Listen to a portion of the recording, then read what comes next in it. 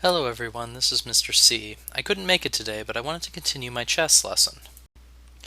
Some of you may have been wondering, as you played, how it is you can actually win a game of chess.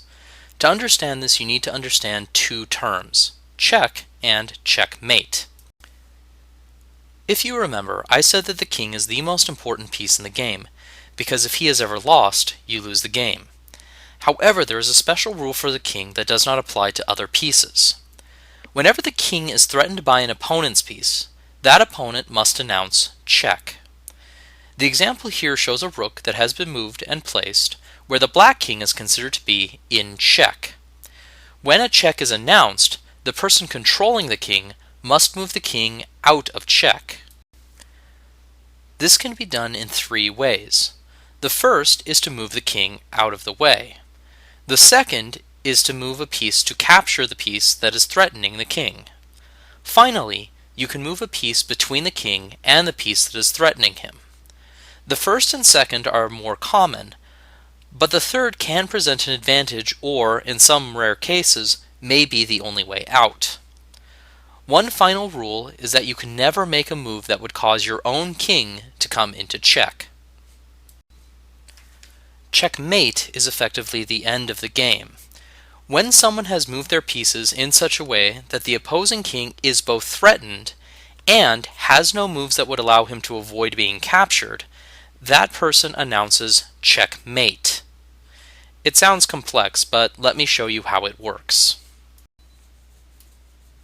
In this example, the black king is in checkmate. He is currently threatened by the queen and can only move one in any direction.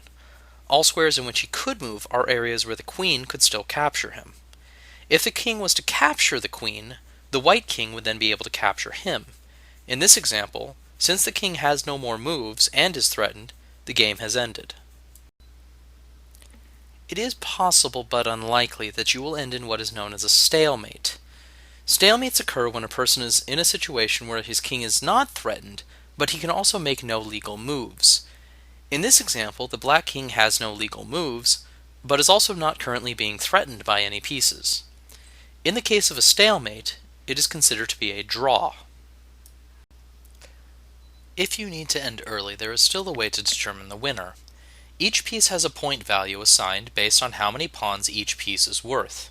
Each pawn is worth a single point, each bishop and knight is worth 3 points, each rook is worth 5 points, and the queen is worth 9 points.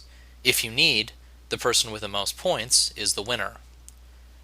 Traditionally, when a person has been checkmated, they resign their king by turning him on his side, acknowledging the checkmate and conceding. This is also how someone can concede the match if they feel they cannot win.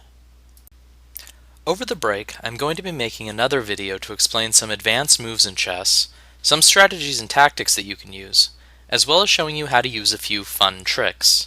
Have fun playing!